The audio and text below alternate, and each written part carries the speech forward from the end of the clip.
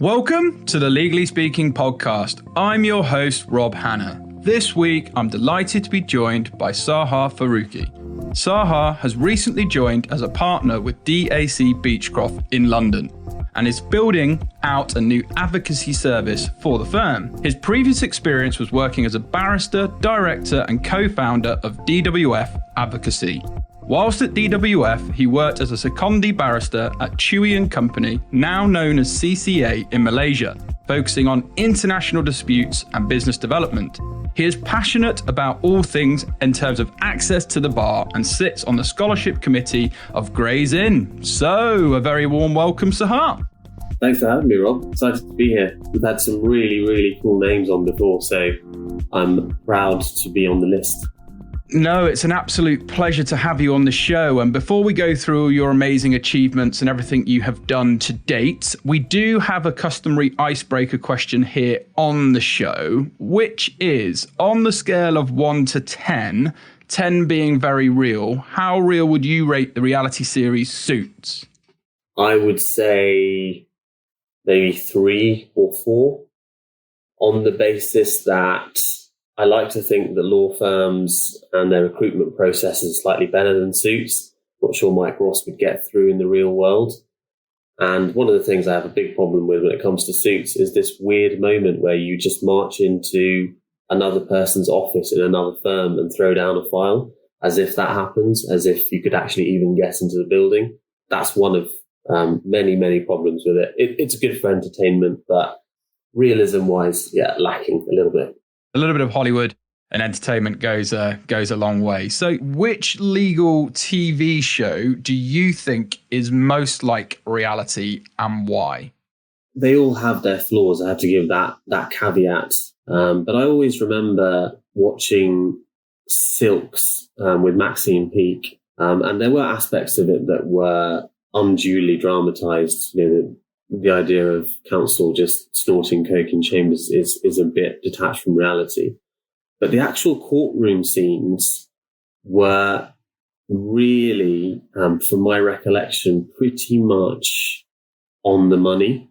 And I say that because as a barrister watching a courtroom drama, you often get very frustrated because somebody's court dress is out of whack. They're wearing their bands the wrong way around, or they're wandering around court, which we don't do. Or they ask a question in cross-examination, which you think no barrister in their right mind would ever do that. Or they say things that procedurally you wouldn't be able to do. I just remember when I watched that, and I think at the time I was actually practicing in crime, thinking, they've obviously thought about this quite carefully, because in general, courtroom scenes, the interaction between counsel and with the judge, they were technically pretty good. So I'd say Silks. That's one I haven't seen. So after this recording, I'll be straight onto Google and giving that a bit of a go. But yeah, thanks for sharing that. So let's start at the beginning. Tell our listeners a bit about your family background and upbringing. So I'm the youngest of 4 children. My father moved to England in 1968 from Pakistan. He came with very little in his back pocket, but came to study. And in the late 60s, early 70s, successfully managed to qualify as a chartered accountant, which was a big thing because he comes from a very big family and he was the eldest son. So he was sort of sending money back home whilst he was studying here. In the mid 70s, he married my mother and brought her across to England as well. And then they raised, as I said, four children, of which I'm the youngest. I've got 2 brothers and a sister in England. So Pakistani heritage, born and raised in the United Kingdom, but we were very much kept close to our culture and kept close to our language, which is Urdu. So we've never really swayed from that. And it's an important part of what I'm now teaching my children as well. My story is a kind of combination of things. And, you don't want it to be a cliche. It's not just child of immigrants done good. I can't claim the story of, I think it's Sadiq Khan, whose father was a bus driver. as I said, my father was in professional services in accountancy. He worked very hard, and as a result of his hard work, he sent his children to fee-paying schools. So I had the benefit of a very good private education, which inevitably gave me a whole raft of opportunities. Through that process and after that process, I ended up at the University of Bristol, where I studied law. And after that, I did the bar course. So it was pretty much straight through, because I'd always been clear on the direction of travel, if you like. And after bar school, there's that kind of weird moment that a lot of barristers experience, where you're on the hunt for pupillage, but pupillage is so difficult to get. So you're doing the rounds on that for a little bit. And it was during that period that in my first year of applying, didn't quite make it. And then I had some time between the first year and the second year to apply again. I was really quite devastated at the time, because I just assumed that that was really going to be it. But in fact, it turned out to be one of the best things that ever happened to me, because in the intervening year, I had a range of opportunities. I went and spent some time in Malaysia. I went on a moot tour of America with my inn.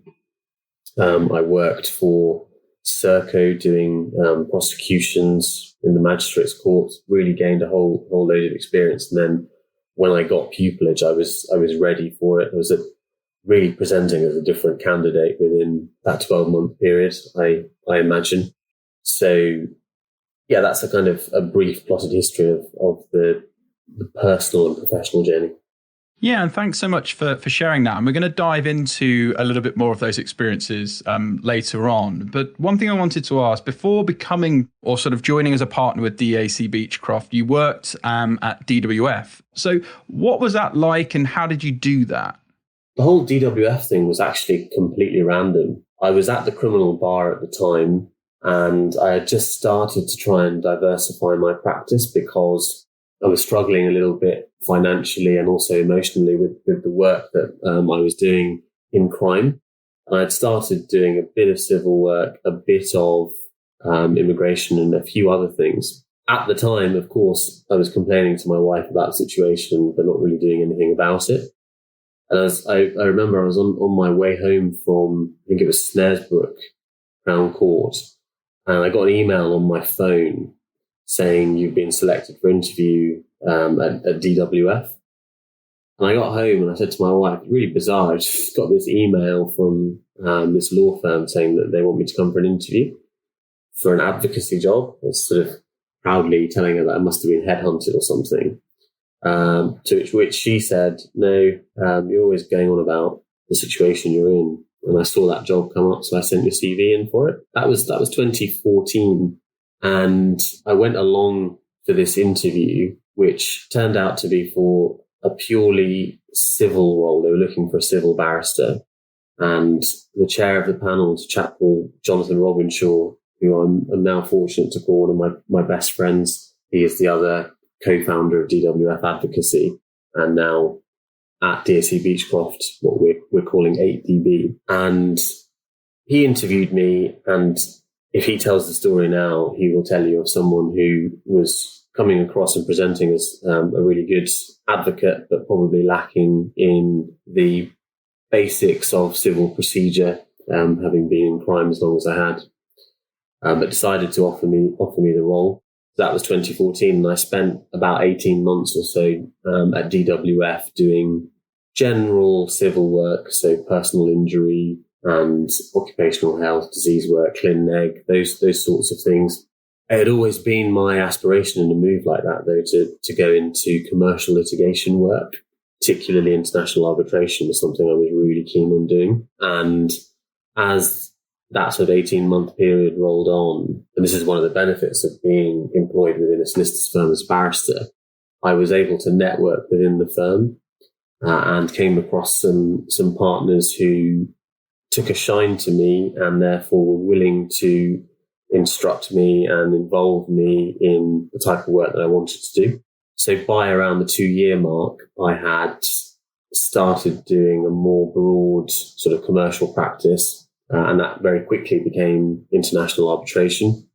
The first ever international arbitration that I got involved in was a very large case worth hundreds of millions, and it quickly saw us in Singapore for the final hearing, where I had an opportunity to actually do some advocacy, which is very, very rare for commercial juniors to do advocacy in a setting like that. So that was my personal practice developing. But at the same time, DWF had invested in this idea of an advocacy team that they then developed into something else. And they asked myself and Jonathan to become directors of a separate company, which was, and I think still is, a wholly owned subsidiary of the group, DWF Advocacy Limited. So we set up this company as a vehicle to deliver advocacy services for the clients of the firm. And it was something that we enjoyed a great deal of success in. It worked for the firm's clients. It worked for the clients that we had and were able to attract into the firm as well. And it was a very successful model through which we trained a number of barristers. That's probably the thing I'm most proud of, that we set up a pupillage scheme as well. We trained 4 pupil barristers through that, and it gave us individually and collectively a platform to talk about ingenuity at the bar. It's probably how I would classify it, because the Chambers model is one that everyone knows well and is highly respected for a reason. But the bar as a profession, which has existed for about 800 years or so, hasn't always been the most immediate when it comes to embracing change. And I'm quite passionate, given my ethnic background in particular, to try and recognize where I can bring change to situations that are dominated by a particular kind of approach. So I was marrying some of those things together in that process. And that was where we took DWF Advocacy to. We got it to the point where it was a multidisciplinary, almost chambers, where people were doing general civil work. We had an assistant coroner who was doing, obviously, coronial stuff and inquests. We had cost specialists. We had people doing commercial litigation and international disputes. So it was a really interesting journey, during which I had the opportunity to also go to a number of different countries, both explicitly on client instructions, but also for business development. So across Asia and a few other countries as well in Europe.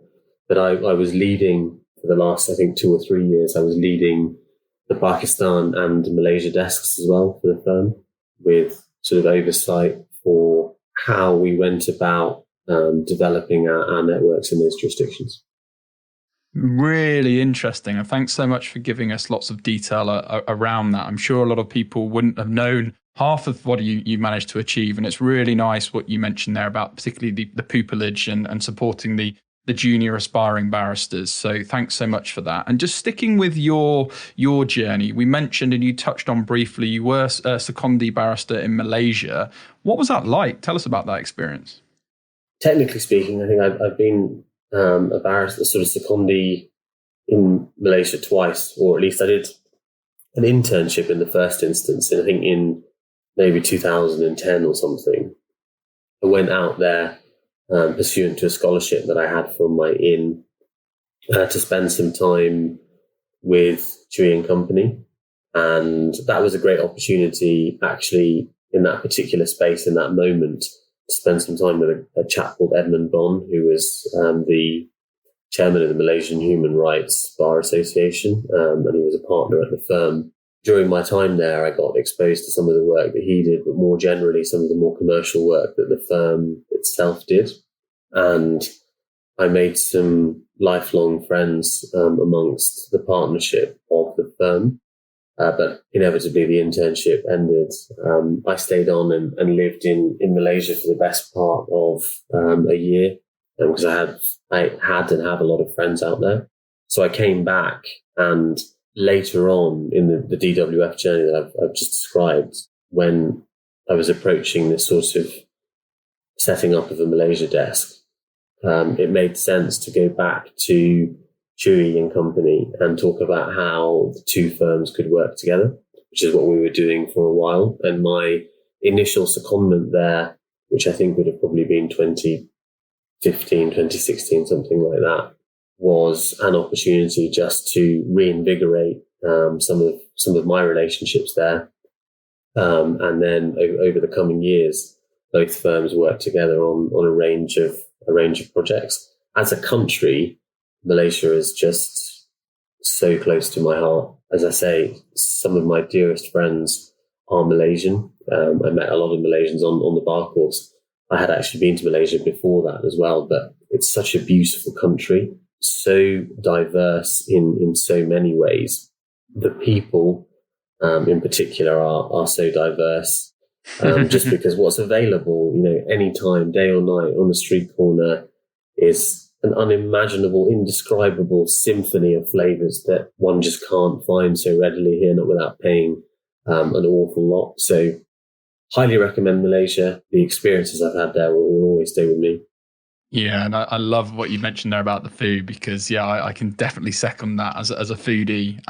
It's phenomenal. Okay, so we've talked a lot of positive things about your career, but it's not a straight line, any sort of legal career or barrister, solicitor, whatever it may be. What have been some of the major challenges for you that you've had to overcome throughout your career?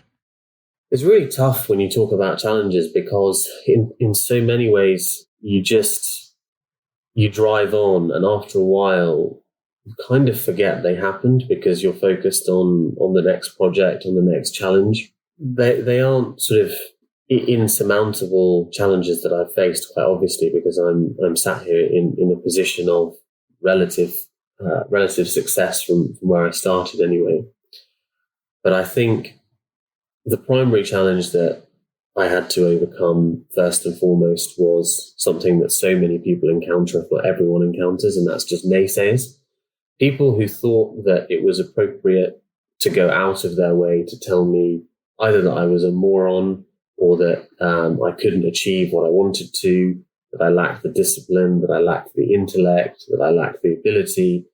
People who, for whatever reason, and later on in life, you come to realize that people have specific reasons for why they may have said things in a certain moment, but people who've just told me it can't be done. And actually, I'm a big believer in the idea now that some people need to be told they can't do it. I'm one of those people. If you tell me I can't do something, I will find a way to do it. If you tell me I can, it's not really very interesting. So I've actually mentored some people who I have said that to before, not in a disparaging way, but more in a way that I know will push the right buttons with them. They won't understand it at the time, but they later come to understand it. And some of the people I'm talking about were doing things like that, whereas some of them weren't. So naysayers is probably one of the biggest challenges, because when you're embarking on the idea of pursuing a career like a career at the bar, you have to be ready for rejection. It's a constant theme, not just of the application process, but of life as a barrister. I say this time and time again to aspiring barristers. Once you make it, you get rejected all the time. Your instructing solicitor may reject the approach that you're suggesting is appropriate. A judge may reject your submissions. They frequently do.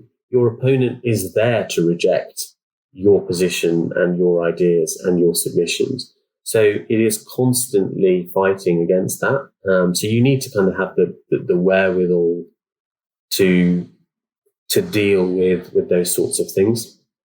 So if I look at the challenges as a whole, then I think it's probably naysayers is the one that, especially at a younger age, in hindsight, in retrospect, was a big achievement to overcome, because a lot of people tell you it can't be done.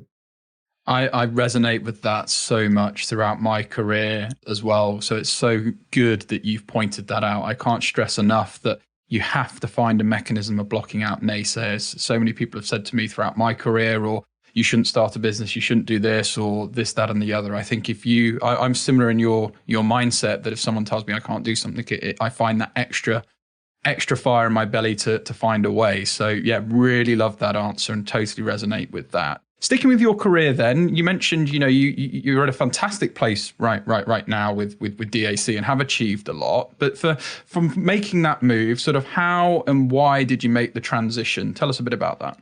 So at the time of leaving DWF, I had been there about 6.5 years, I think. And the journey I've already described saw me do a whole host of things which I could never have imagined at the point when I signed up. As I said, the role that my wife put me up for was very different to the one that I ended up doing. And it's a firm that has a lot of really strong qualities, a lot of really, really bright, hardworking lawyers amongst its numbers. But for me, it was the first place I had ever been employed, because I came from the self-employed bar, and we built something there that was really cool. And it's been great to see that since we've left, those people who've been tasked with driving it forward are doing that and making a success of it. I'm sure they'll go from strength to strength. But for me, it was, I've only ever been employed by one place. I want to see what else is out there. And opportunity came knocking during the kind of height of COVID, I suppose, the initial year of COVID, if we can put it that way, given that we're coming up to that sort of space now. I looked at it and thought to myself, there's a lot that's been achieved here, and there's a lot that I'm grateful for, but the world is a bigger place than the one that I know. And 6.5 years, to my mind, is long enough to feel like you have learnt something, you've offered something, you've gained and given, and now it's time to see what else you can do and where else you can do it. It was with sadness, because I've got such great memories and real respect for so many people there, so many people who had a huge impact on my professional development. It was the right time for me, I think, to try something new. And so let's talk about that something new. You are a partner with DAC. Tell us about your current role. What does a day in the life look like, and how did you get to that point of becoming partner? Because lots of people have aspirations of doing the same. Well, let's just start by saying officially it's DAC B. So the B is important. DAC Beachcroft. When I joined, I did a post on LinkedIn about my memories of the firm. As an undergraduate, they sponsored the debating competition at my university. It's named after a graduate who's a partner in the firm, Lord Hunter of the Wirral. And in that post was just talking about how at that time as an undergraduate, the solicitors that I met from the firm were keenly trying to encourage me to apply. And I said, no, I'm focused on becoming a barrister. So I really like the firm and I can see that it would be a good fit, but I'm going to go to the bar. I couldn't really have imagined that 14, 15 years later, I'd be able to marry the two, to have an opportunity to join a firm that I always liked. The people I met were always great and welcoming, but to do that as a barrister, because that was one of my life goals.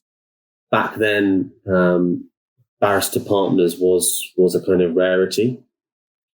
So for me, it was really fortuitous to have this opportunity with DACB, because they are a firm that culturally is just perfect for where I am right now. I'm 32 years old and got a bit of life experience under my belt, hopefully more to come than has passed already.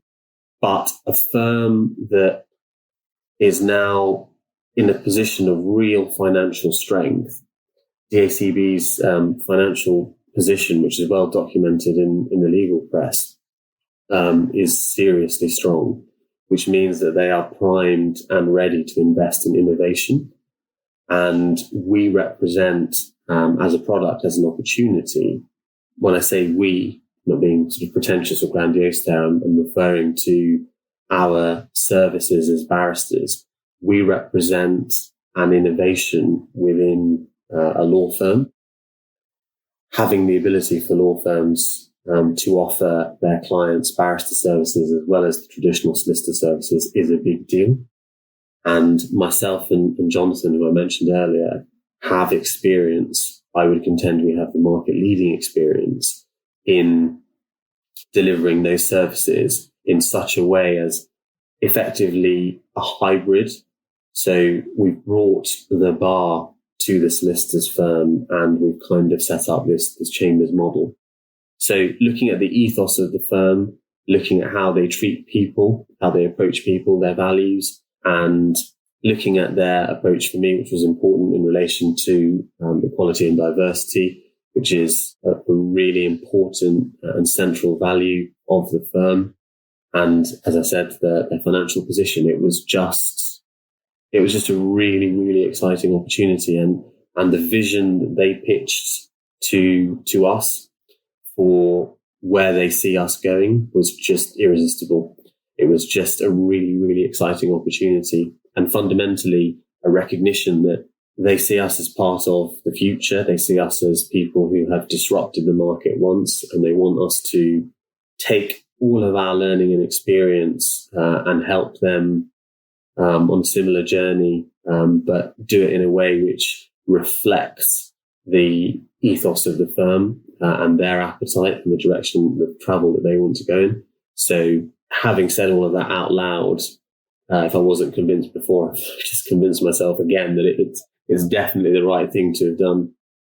Yeah, no, and I'm really excited to see all of the developments and where you go. I definitely think it's cutting edge and definitely going to make a lot of ripples in the marketplace. What do you most enjoy about your current role? Is there a particular aspect you really enjoy? I enjoy the partnership management element of my role an awful lot. And it's one of the things that I really value about being at the employed bar as opposed to being self-employed. I've had a lot of opportunity to mentor and manage people, which is a big part of my personality and one of the things that kind of drives me and makes me interested in the people that we hire and the people that we work with. Once you join the partnership of a firm, it's an opportunity to really have a voice that sort of goes up and down. It can inform the way in which the really senior management are thinking about things and approaching things. And it can also inform and shape the careers of those associates and juniors and NQs and trainees and everyone else coming through. And in our case, of course, the possibility of pupil barristers and advocates as well. So I think one of the things I really enjoy is management, and a big part of that as a partner is having the voice and freedom of movement that comes with that to try and really help drive growth. Yeah, no, I love that answer. And in terms of a sort of another topic that I think is increasingly more and more popular and important for legal professionals. So I understand you were recently nominated by our friends by the Legal Cheek for your various contributions to social media as a legal professional. I know you're very big on LinkedIn. Do you think other legal professionals should utilize the platform? And if so, what tips, advice would you give to them, particularly keeping in mind what you said earlier about naysayers? Yeah, well, if you talk to any of our staff, they'll tell you that I go on about LinkedIn too much, which is probably true. I don't necessarily encourage people to use it in the way that I do, because I sometimes engage with topics which I know are going to be something of a hot potato, but I'm also pretty confident in my ability to manage those. I've had enough experience of dealing with trolls to not kind of get myself into sticky situations. So you need to be careful about how you use the platform. But the reality is that it can be an enormously useful tool. I got onto it because, first and foremost, I wanted to understand a little bit about what it was. Then I realized I could achieve one of the things that I really like doing, which is engaging with students and aspiring barristers. And then I realized that actually it's a really powerful marketing tool. And we've had loads of clients come in over the years, hundreds of thousands of pounds worth of instructions coming in from LinkedIn. In terms of tips, one of the things I've learned is that the more stale, the more corporate your message is, the less resonance it has. You have to be relatable. Otherwise, no one really pays much attention. So content which is relatable that people can look at and say, yeah, I have a view on that, or yes, I've experienced that, is more likely to then pull in other people. And then you start kind of sub discussions and engagements. And what you've got to do with each one of those public engagements with your post is decide whether it's somebody who you then want to engage with privately. If you take it private, that's really where the business end of LinkedIn is. You've got to do the follow-up and you've got to engage with people and find out what their business looks like, what sort of situation they're in. And in normal times, then there's a coffee and a chat. In recent times, it's been virtual coffee. But you win friendships, you win relationships, and then the work starts to trickle in. But fundamentally, you've put yourself in a position where you're forefront of their mind when they come to the question of, oh, I need to instruct a barrister, or we need a lawyer for this. Oh, there's that guy, what's his name, the one I talked to on LinkedIn. Let me see if he has someone that can help us. And it's not just about my expertise, it's about the expertise of all the people that I work with. And if you work in a law firm that has 2,000 people, chances are that you're going to be able to help them. And that's a really important aspect of it. So relatable content is a big thing. And then there's more subtle things about knowing how the algorithm on LinkedIn works. So for example, LinkedIn, in my experience, tends to suppress reshares of content. If you want to reshare something, the way to do it is to post a narrative about it and then post the actual link in the comments. LinkedIn is designed, or the algorithm seems to reward new content and suppress resharing. So you have to kind of start getting into the vagaries and the subtleties of how the algorithm works to really begin harnessing a network. And I'm approaching 25,000 followers now, and there's a sustained level of engagement, which is really gratifying to see because you have to put in the work as well. Yeah, and I love those tips. I think what I'm from summarizing there, and what you do so well, is you're a human first, and then a legal professional, a barrister, a lawyer, whatever it might be, and people want to relate to the human. It's not about pitching. You're not pitching all of your legal services there. You're really just documenting relatable content so people get to know you.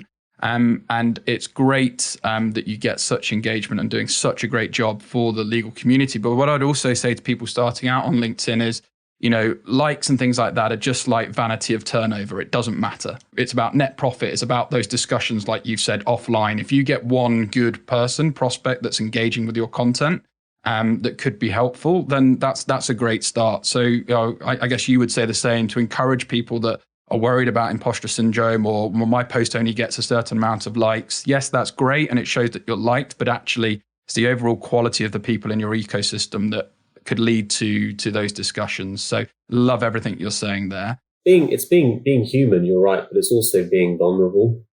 People identify with vulnerability because everybody is vulnerable up to a certain point. Being willing to discuss situations that you have experienced that make you vulnerable or have made you vulnerable, people recognize that as being brave. And they respond to that, and it's rewarding. But as you say as well, it's not necessarily about likes. Sometimes it's about views as well. So you can see the analytics behind a post. Yeah. I posted a few weeks ago. I posted an excerpt from one of my school reports in which I was slated by my headmaster and my housemaster. I think there was a line in there, something along the theme of just generally lazy and kind of unpredictable. Was going to kind of squander his future, that sort of sentiment. And a few weeks later, I was on a totally unrelated call with someone I'd never met before, who was a prospect. And in the middle of the call, someone made a comment about something, and this person piped up with, "Oh, I read your school report the other day." And then we had a conversation about that. You never know who's seeing it, but before you walk into, in this case, a virtual room, because you've put yourself out there, people feel like they know a bit about you, and they feel like you are bringing it back round to what you were saying, kind of humanized by the fact that you've put yourself out there. Yeah, and that's a great example, once again, of, and that's the industry shift, in my opinion. People of your seniority, producing that sort of content, allowing yourself to be opened up to vulnerability. Everyone had to start somewhere. So yeah, I just love all of that. So that's going to be truly inspiring to a lot of people listening in. And just a couple of final questions from me. And I know these are a couple of things we've already lightly touched on, but they're passions for you and very important topics. And one of those is social mobility and access to the bar. What more do you think needs to be done? What are some of the practical changes that you're frustrated with that you would like to see change? Well, that's a big, big question that's going to take probably several hours to address. But I want to be positive about it, and I am positive about it, because the powers that be within not just the bar, but the legal profession as a whole, if not the country and the world as a whole, are gradually changing their mindset and recognizing that something really has to be done about the lack of diversity in certain areas and the value that diversity brings to that. Similarly, I think there is an increasing recognition of the fact that social mobility is incredibly important for the future. So although I said at the start, I had the benefit of private education, it doesn't mean that those benefits should be something that I take and then keep exclusive hold of. My education means that I'm able to engage with the world around me and understand some of the things that are problematic, which is why I really and firmly believe that when we run our recruitment processes, we've just run a large one in the last couple of weeks, we have to be institutionally blind, because unconscious bias is a real problem and it gets in the way of social mobility. So if I don't know where someone went to school or university or anything like that, it prevents me from thinking about it and just focuses on their grades and their potential for practice as barrister. I'm talking, of course, about entry-level roles in this context. So I think those are the types of things that need to be done, and I don't understand why they aren't uniform. It frustrates me. I don't know what anybody is frightened of by simply entertaining an applicant on the merit of what they've achieved and how they present.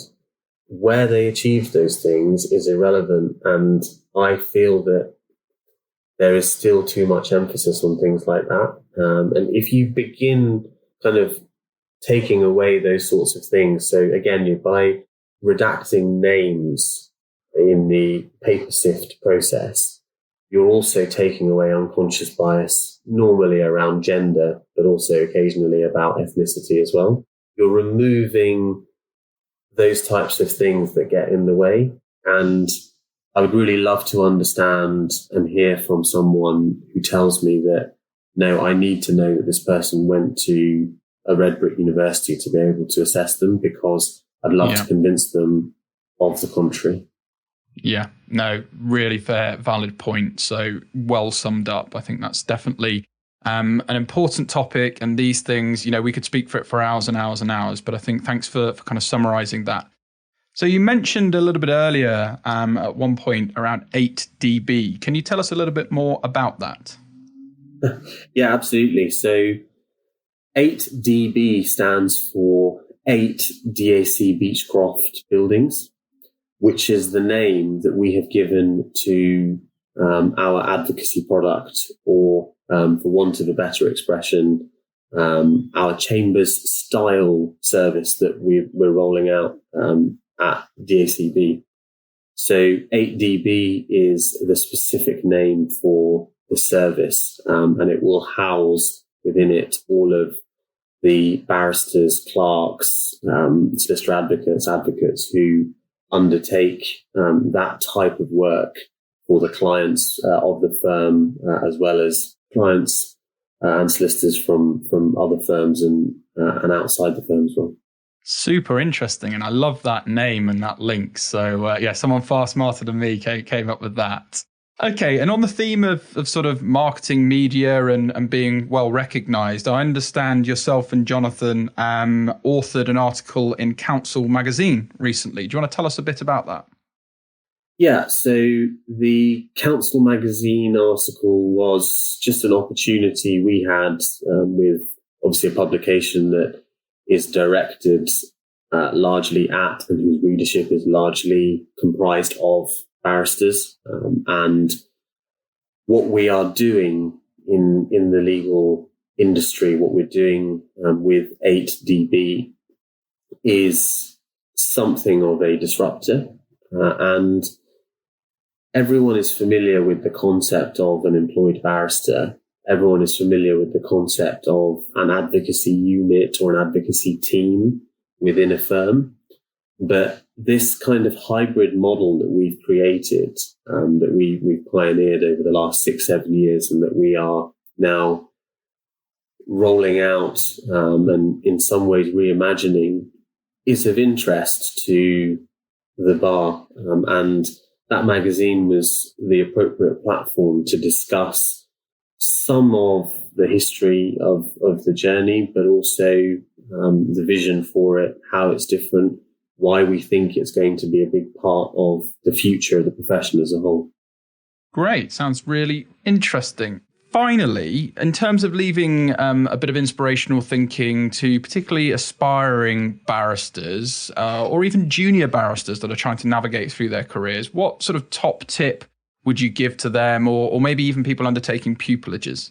A single tip is probably tough because in that journey there's so many different things that you experience. But I suppose if I look at myself and my own journey and I look back on it, the thing that stands out to me is keeping an open mind. I was absolute tunnel vision probably from the moment I started as an undergraduate that I was going to be a barrister.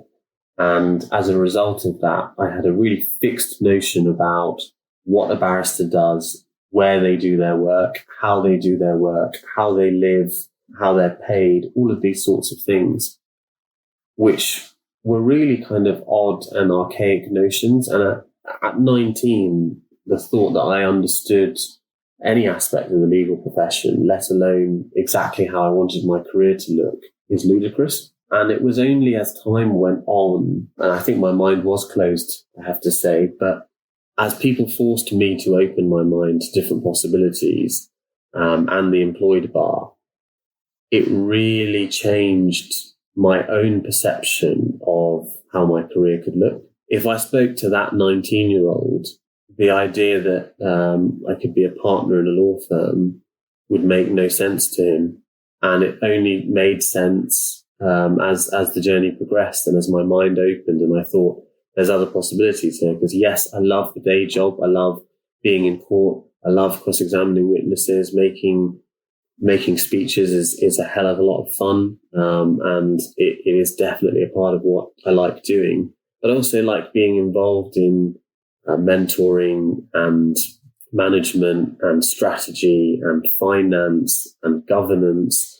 And this is an opportunity to do all of those things. So as a person, I get one shot at life. I would like for it to at least represent the majority of my skill sets rather than just one. And if I didn't have an open mind, I wouldn't have been able to do that. So if you put a gun to my head, then I'd say keep an open mind. Yeah, and what a great way to finish up. And that's evident to everything that you're doing now with your current role with DACB and with what you're doing in terms of online. So love everything about that. So I'm sure you would have inspired a number of people today that have listened to us. So if people want to follow or get in touch with you about anything we've discussed today, what's the best platform to do that? Feel free to shout out any web links or relevant social media channels that you use. Probably the the easiest way is through LinkedIn. I don't really use other social media, mainly because I don't understand it. I need to get better with things like Instagram and Twitter. I do have a Twitter account, but it's essentially dead. So it's probably either LinkedIn, or it's always easy to contact my clerks. Their email address is just clerks@dacbeachcroft.com. Great stuff. Well, thanks so much for coming on the show. It's been a real pleasure having you on. And from all of us on the Legally Speaking podcast, we wish you lots of continued success with your career. But for now, over and out. Thanks for having me. Thanks. Thank you for listening to this episode of the Legally Speaking podcast. If you enjoyed the show and want to help support us, remember to leave us a rating and review on Apple iTunes. You can also support the show and gain exclusive benefits, bonus content, and much more by signing up to our Patreon page, which is www.patreon.com/Legally Speaking podcast. Thanks for listening.